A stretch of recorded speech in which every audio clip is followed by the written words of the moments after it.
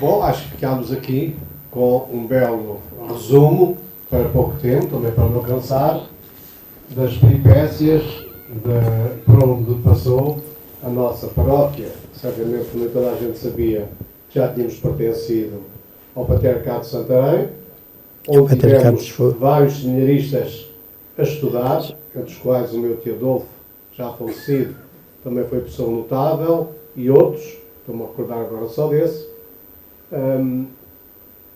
durante bastantes anos, que tivemos esse grande homem natural de Boqueidão, que tem hoje aqui a família toda dos Roques, o padre Júlio Pereira Roque, que escreveu imenso, quem quiser ir consultar, e temos aqui estudantes, às bibliotecas, o jornal O Mensageiro, ele escreveu imenso, com o pseudónimo de Jupero, a favor da restauração da Diocese de Leiria. Ele e o Sr. Conde Glacerda, que era o diretor do jornal, são personagens de que nós nos podemos orgulhar. Tal como eu queria lembrar aqui, se o doutor me dá licença, um grande padre que esta paróquia teve, e nós temos tido a sorte de ter grandes párocos, o Sr. Padre Afonso, Manuel Afonso e Silva, que por 2 vezes foi pároco e presidente da junta, na altura era junta da paróquia, e que grandes obras que o povo beneficiou, muitas que nós depois viemos a completar, por causa da estrada, da fonte, etc., da igreja, as grandes remodelações que ele fez na igreja, conservando sempre o Santo António do lado esquerdo, por isso é que estamos aí com o Sr. Padre Manuel, no nicho de pedra, o Sr. Padre Manuel já fez o favor de mudar, que era um dos poucos sinais que nós, é que é importante, que era um dos poucos sinais que nós tínhamos da origem do que era a igreja no seu princípio. Só por isso, por mais nada. Tivemos um outro padre que fez muito por nós, que segundo as palavras do Papa atual, Francisco, não teve medo do cheiro das ovelhas, e se meteu no meio de nós, e partiu pedra na estrada da serra, e raspou o cimento do chão da igreja comigo, e fez de mim quase filho e criado dele. Foi o nosso ilustre Padre Américo Ferreira, a quem todos devemos imenso.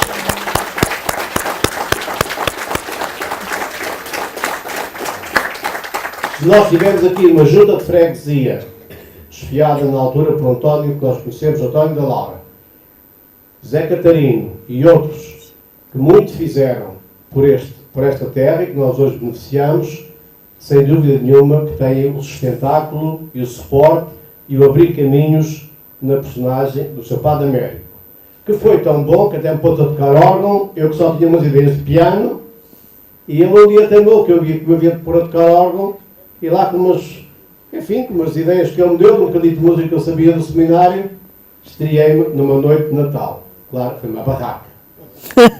Primeira vez a tocar órgão, a acompanhar pessoas a cantar numa noite de Natal, enfim, aquilo não correu nada bem, mas porque ele tocava, entusiasmou-me a mim.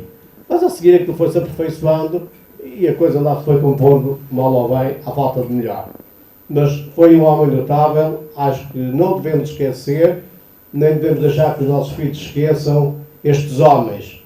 Claro, o Sr. Padre Frazão ainda está muito bem patente em nós a ação dele, o Sr. Padre faria a mesma coisa, que hoje aqui não está, e todos estes homens foram homens muito simples, nunca nos exigiram nada, a paróquia deu sempre o que podia, sabemos que a residência paroquial hoje tem condições como nunca teve, na altura não podia ter, não teve, eles suportaram, aguentaram, viveram connosco à nossa maneira. Padre Américo mais ainda do que o Sr. Padre Frazão, porque foi no outro tempo. Acho que o Alqueidão é aquilo que é, muito graças à Igreja e aos párocos que tem tido, e acho também por isso que temos de dar graças a Deus. Muito bem. Se quer responder a alguma pergunta do senhor? Não sei. Se tiverem assim 3 ou 4 perguntas que queira fazer, não a mim, que não sou historiador, que é o Dr. Cristino, se calhar algumas coisas que ele disse fazem impressão às pessoas, o caso do Santo Estevão, de ser até há pouco tempo, relativamente, não é? De São João, da divisão da freguesia ser a estrada principal, de Carreirança, Zambojal, Casais dos Valdes, Condaolos, era tudo Porto de Mós, embora muitos sacramentos e enterros, até enterros na nossa igreja, há dias uma pessoa ficou muito admirada comigo quando ele disse que a igreja tinha sido cemitério. Depois se fomos ver os registros dos enterramentos no chama aquilo em Leiria, no arquivo distrital de Leiria, que os senhores padres tinham cuidado de pôr a morte, que se punha que a pessoa tinha morrido, a doença, se tinha tomado os sacramentos ou não, e onde tinha ficado sepultado. Há muitos que têm. Depois, a partir de certa altura, aparecem já em enterros simultaneamente, na igreja e no adro. Sinal de que já não havia espaço na igreja, então tinha que se deixar de compor o cadáver, ia-se aproveitando o adro, e o cemitério passou a ser no adro. Até que, mais tarde, passou a ser só o adro. E foi-se o Padre Manuel Afonso e Silva, natural de Alcaria, mas que aqui se radicou com a sua irmã, Teresa, que construiu, comprou o terreno, certamente com o dinheiro de toda a gente, evidentemente, comprou o terreno e construiu o cemitério velho, como a gente chama hoje, ponto fim ao cemitério que é à volta da igreja. Mas a nossa igreja foi durante muito tempo cemitério, também, como todas as outras. Por isso daí a Revolução da Maria da Fonte, foi um dos motivos, foi esse. Temos realmente coisas interessantes. Então, mas umas perguntas para o Dr. Cristino, se alguém quiser. Sobre, pegando nas palavras do professor, eu devo dizer que encontrei vários registros. A minha paróquia de Maceira conheço-a melhor, mas, portanto, sobretudo por altura das invasões francesas, principalmente a terceira invasão francesa de 1810 a 1811, aparecem os óbitos, portanto, os lugares de enterramento não são só a igreja e os adros das igrejas, mas até também os adros das capelas e até em alguns cruzeiros. Alguns cruzeiros, portanto, foram enterradas pessoas, portanto, nisso, porque não havia lugar, portanto, bastante para os enterramentos. Aqui, possivelmente, exatamente, possivelmente. Depois, na altura da chamada Maria da Fonte, não é? Foi aquela revolta contra a proibição de se enterrarem nas igrejas. Hoje é precisamente uma medida que todos compreenderiam, mas nessa altura não, as pessoas estavam muito afeiçoadas ao facto de nas igrejas estarem os seus mortos, os seus defuntos. Talvez desde a tradição dos catacumbos, possivelmente, não sei. Sim, um bocadinho. Talvez por isso. Não sei se alguém quer... Claro, não vamos hoje saber a história toda, não é? Tenho uma pequena curiosidade. Qual é a igreja mais antiga de Portugal? Igreja ou capela? E é de que ano? Isso depende da época, portanto, já temos igrejas do século V, do século VI, exatamente, há igrejas depois da época, portanto, e eu não lhe sei dizer qual foi a primeira igreja de Portugal, a mais antigas, não consigo agora dizer, porque o país é muito grande. Mas há registros, então, já nos anos 500, de prática de... Sim. Nós temos aqui na Diocese de Leiria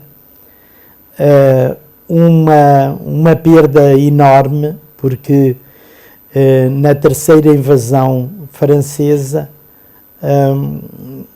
foram destruídos os arquivos, não só civis, mas também eclesiásticos.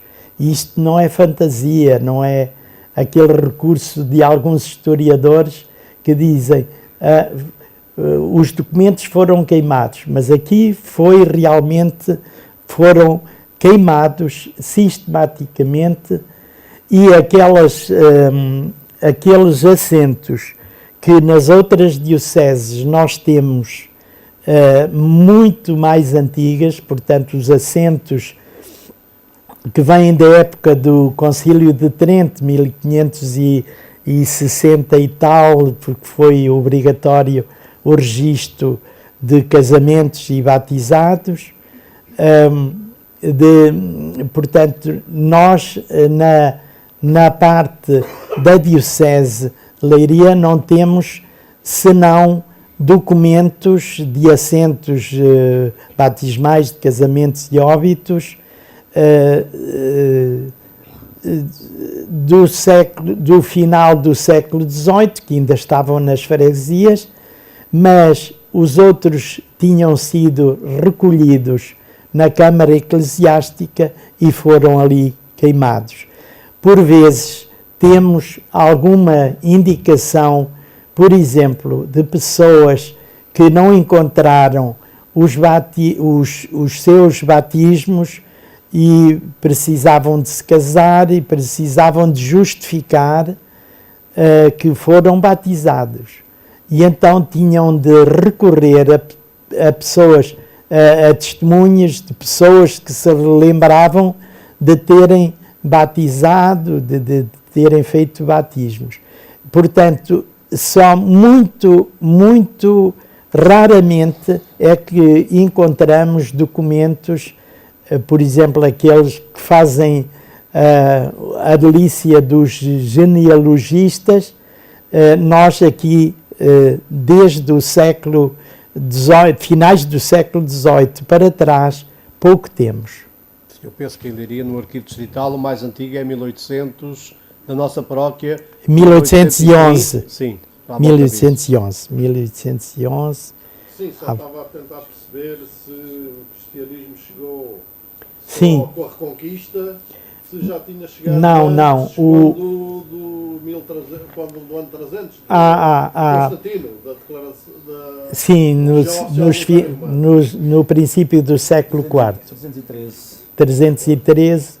Mas não tinha chegado mas já, por exemplo, uma referência do século II que se fala, portanto, da Igreja ou do cristianismo na Península Hispânica, portanto, do século II. Como se visitarem Conímbriga, encontram lá um batistério ali perto da muralha que foi feita para preservar o resto da cidade contra os bárbaros. E está lá um batistério antigo. Portanto, agora, se a cidade de Coimbra, portanto, foi extinta, digamos assim, talvez no século V, já houve, de facto, o cristianismo. E de vez em quando aparecem por aí batistérios antigos que foram, sobretudo, construídos junto dos fontenários, dos banhos dos próprios romanos, não é? Sim. Antes de mais, muito obrigado por se ter proporcionado esta. Obrigado. Antes de mais, portanto, muito obrigado por se ter proporcionado esta reunião. Eu queria dizer que, com a idade que tenho, é a primeira vez que ouço alguma parte da história do Alquidão de uma maneira formal. Lembrei-me aqui que, creio que no final da década de 60, andei a vender uns pequenos cadernos que o Sr. Padre Américo Ferreira nos pôs na mão com o título de Alquidão da Serra, apontamentos para a sua história. Foi um discurso do Alfredo Matos. Sim. E, portanto, chegando efetivamente a esta história, exatamente, a esta data, eu queria sentir ou dizer que sinto alguma tristeza por ter passado tanto tempo sem ter ouvido uma exposição acerca do Alqueidão como hoje ouvi. E deixava aqui um convite que penso que a partir de agora, portanto, em termos de educação, as escolas vão ter alguma autonomia, que a partir de agora, por quem tem o direito e a incumbência de dar seguimento, portanto, a estas coisas, de formular programas, diria eu que acho que seria bom para nós termos uma disciplina, logo a começar, em termos de escola primária, em que se falasse na história do Alqueidão. Acho que é extremamente importante e queria deixar esta ideia para quem entender e for direito a poder ou não, portanto, alimentar e dar seguimento. Primeira ideia. Pois, eu queria dizer que, ou perguntar, se a criação da paróquia, depois do que eu vi, se pode então garantir que foi mesmo criada em 1615. Era uma pergunta. Depois, também se a primeira igreja do Alqueidão se foi a igreja de Santa Catarina ou se teve lugar num outro sítio qualquer, porque fiquei efetivamente com dúvidas. E finalmente, se a fonte que se falava com tão boa água, curiosamente morna no inverno e fria no verão, se era a fonte de onde a minha geração bebeu água, chamada mesmo a fonte da fonte, ou era uma outra que a antecedeu. Portanto, estas eram efetivamente algumas perguntas que eu gostava de colocar, embora com resposta em termos telegráficos. A primeira pergunta, uma proposta, eu aprovo perfeitamente, hein? Que as escolas, enfim, outras pessoas se unam os esforços para desenterrar. Eu queria dizer que está-se a perder um património imaterial, como se costuma dizer, de crenças, de superstições, de orações, de costumes, de rezas, de lendas, estão-se a perder, porque as pessoas que as sabiam já estão a passar, não é? Portanto, eu incito, não sei como é... António Carvalho, o doutor. Muito bem, muito prazer, doutor. Portanto, eu concordo com essa proposta. A segunda pergunta, peço desculpa. Igreja. A igreja. A igreja do Alqueidão da Serra já existia, mas já existia antes daquela igreja que foi ultimada por volta de 1620. Teve licença para a primeira missa em 1620. Exatamente, 1620. E o madeiramento, e portanto, que vem quase no fim, não é? No fim das construções, portanto, por essa altura. Mas já havia uma pequena ermida cuja data não se sabe. Depois, a respeito da fonte, eu não sei responder, talvez o professor. Ainda bem que o Dr. António falou sobre a fonte. Não era aquela fonte que nós, os mais velhos, conhecemos, com as bicas ou com a bomba manual de tirar água. Essa é muito posterior, século XX, princípio do século XX, ou que com a Pia dos Burros também, que foi oferta do senhor do Alqueidão, o Sr. Adelaide. Mas a fonte que se refere aqui é aquela fonte que fica na zona que nós chamamos o Lagar, que está aqui gente dona desses terrenos, que infelizmente está toda coberta de silvos e que valia a pena cortar e limpar e fazer até um percurso para ser visitável. Essa fonte, que vem também mencionada neste documento que o Dr. Luciano Cristina frisou, das memórias paroquiais mandadas fazer pelo Marquês de Pombal, que na altura do terremoto de Lisboa, a água ficou de tal maneira turva que pessoas foram lá com os cântaros para encher e não tiveram coragem de trazer a água tão turva que ela estava.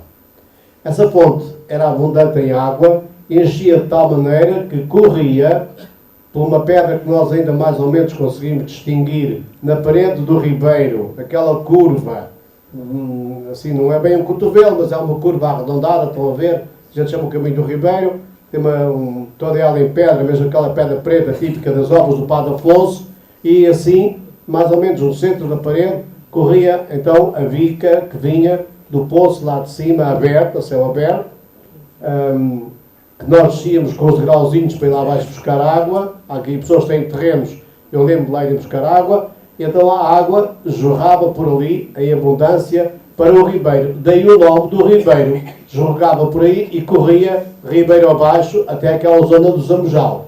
Essa foi a primeira fonte do Alqueirão. É essa, António. Tem o nome do lagar. Sim, o nome do lagar, sim, já disse. Essa foi a primeira fonte. O resto é muito posterior. Depois houve vários pedidos à Câmara de Porto Mós, para a Câmara colaborar na feitura de uma fonte em condições, e aparece depois a outra fonte, que nós já conhecemos e que hoje está toda destruída, infelizmente. Mas é essa fonte. Sabe que às vezes os nomes, eu também quando acompanhei a Junta, e o Zé Catarino e outras pessoas da Junta, e quando andávamos por aí por placas nas ruas, procurei que não se alterasse nenhum dos nomes que existia dos tempos, que nem nós sabemos quando, e hoje já aqui frisei hoje alguns bem antigos, por causa de Valdas Freiras, por causa de que os terrenos pertencerem às freiras do convento de Cós, não é, padre? Cela. Eu não... As cistercenses sim, eram de Cós. As irmãs do convento de Cós eram donas de parte daqueles terrenos.